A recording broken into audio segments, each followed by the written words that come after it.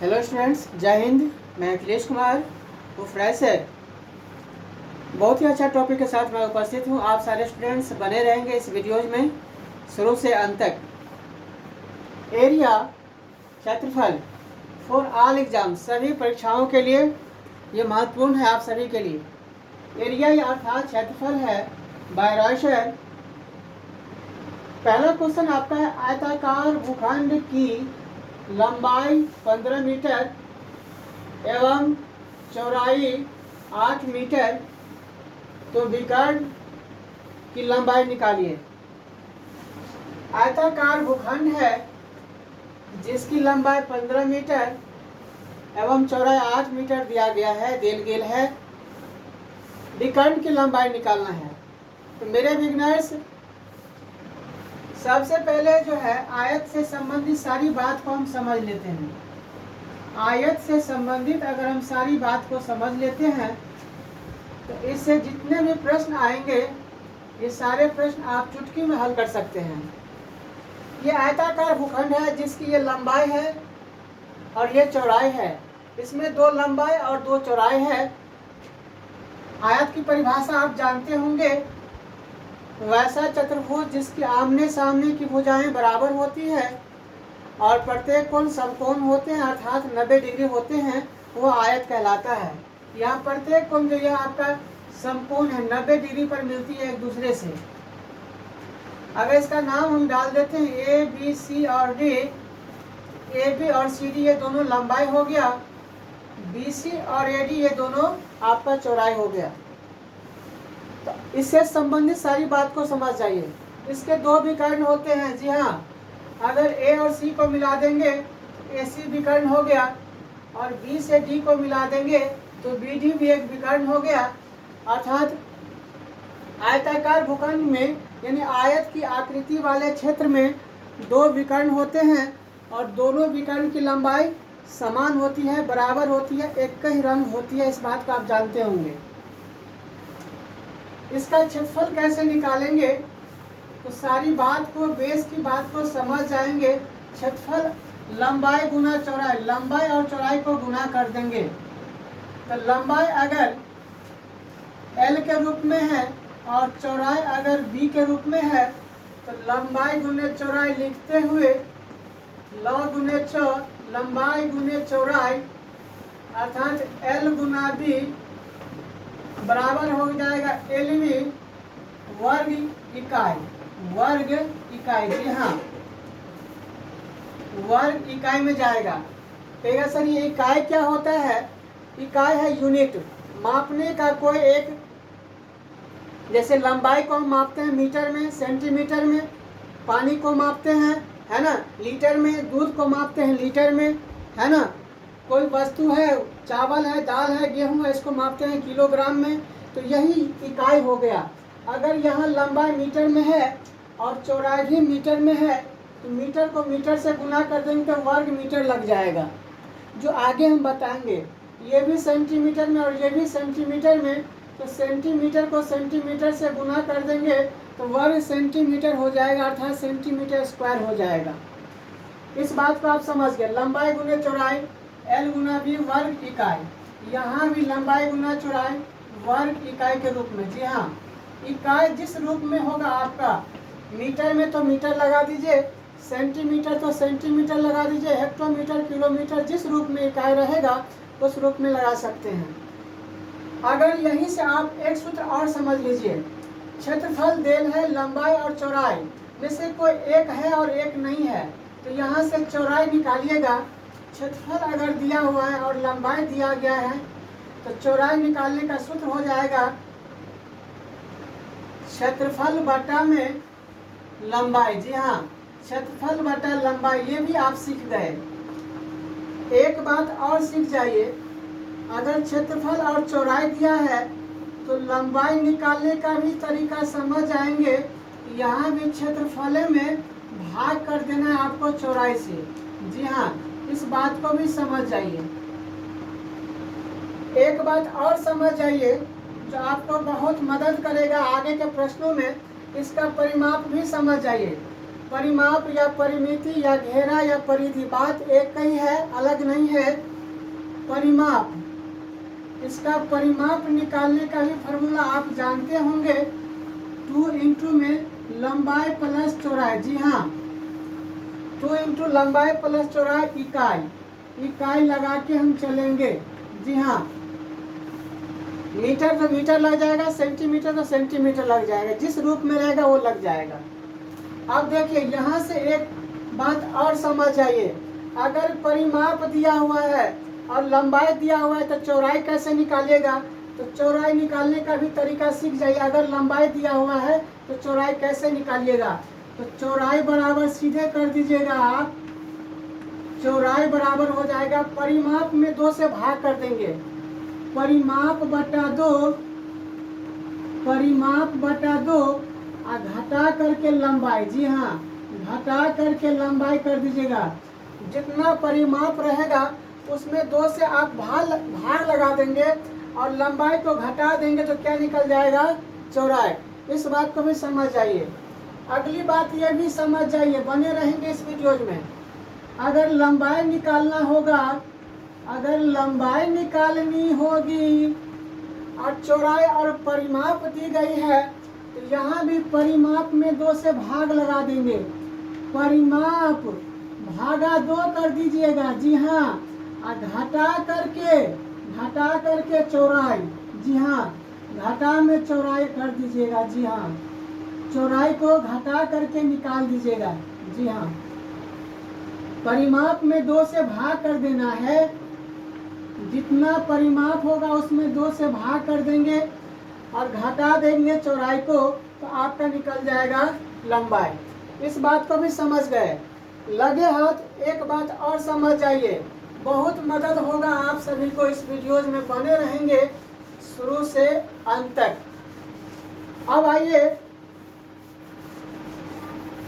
आइए विकर्ण समझ लीजिए।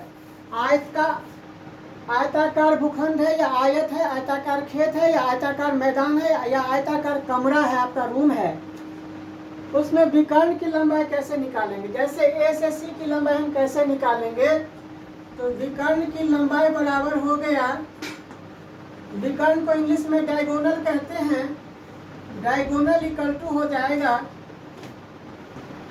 रूट के अंदर, वर्गमूल के अंदर लंबाई का स्क्वायर जोड़ चौड़ाई का स्क्वायर, लंबाई का स्क्वायर जोड़ चौड़ाई का स्क्वायर अगर कर देते हैं तो ये आपका डायगोनल निकल जाएगा, AC का मान निकल जाएगा या BD का मान निकल जाएगा, दोनों एक ही है। AC निकल गया तो BD भी निकल गया, या BD निकल गया तो AC भी निकल गया, दोनों एक ही है। L square plus B square unit इकाई, इतना इकाई लगा देंगे। इस बात को हम समझ गए। अब देखिए, इस बात को समझ गए तो एक बात और समझ जाइए, विकर्ण अगर देल है और लंबाई देल है तो चौड़ाई कैसे निकालेंगे, ये भी लगे हाथ समझ जाइए। चौड़ाई बराबर हो जाएगा, देखिए ये जो आपको निकालना रहेगा और लंबाई दिया हुआ है और विकर्ण दिया हुआ है, तो ये कैसे निकालेगा इस बात को समझ जाइए। तो विकर्ण का स्क्वायर कर दीजिएगा। जी हाँ, चौड़ाई निकालना है तो चौड़ाई बराबर हो जाएगा, चौड़ाई बराबर हो जाएगा विकर्ण का स्क्वायर कर दीजिएगा, विकर्ण का स्क्वायर माइनस लंबाई का स्क्वायर। जी हाँ, तो वर्गमूल में ले लीजिएगा। जी हाँ, वर्गमूल में ले लीजिएगा। विकर्ण का स्क्वायर में से लंबाई का स्क्वायर घटा देंगे तो फिर क्या आ जाएगा, चौड़ाई का स्क्वायर आ जाएगा, यानी चौड़ाई आ जाएगा आपका। और यहीं से लगे हाथ लंबाई भी निकालने का तरीका सीख जाइए।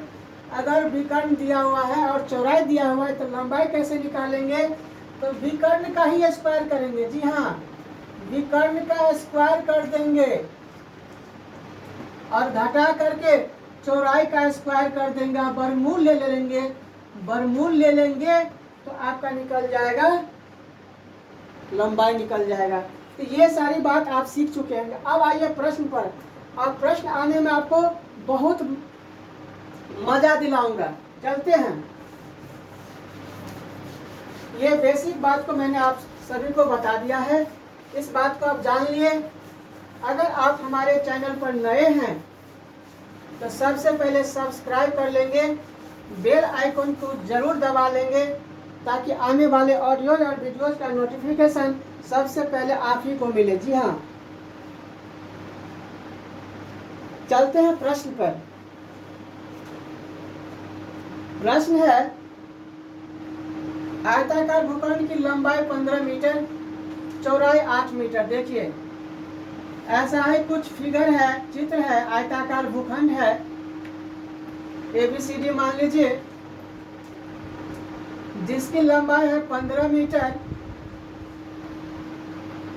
चौड़ाई है 8 मीटर। तो विकर्ण की लंबाई, विकर्ण AC की लंबाई आपसे पूछ लिया है, विकर्ण AC की लंबाई क्या होगा?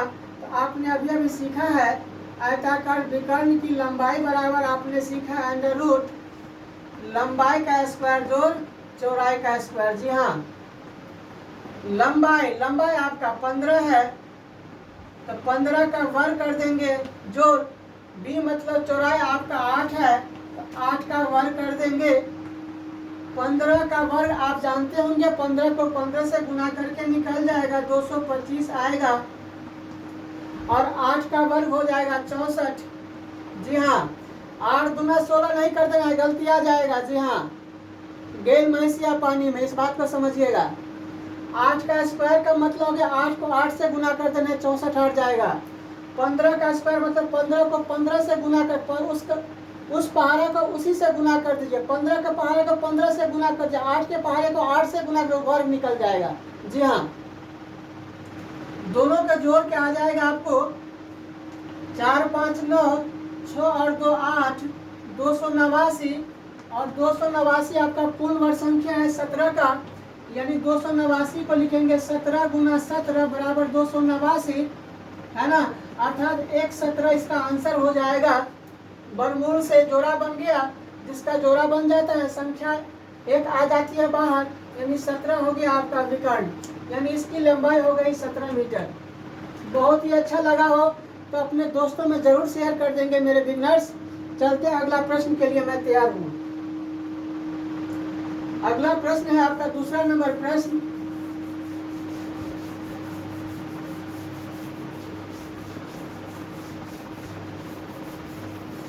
प्रश्न संख्या दूसरा है,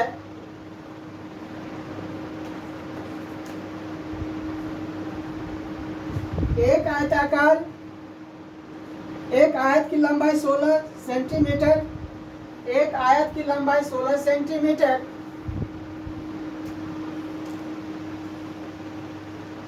ये मान लीजिए आयत है जिसकी आमने सामने की भुजा बराबर है, एक ही रंग है, ABCD मान लीजिए आयत है।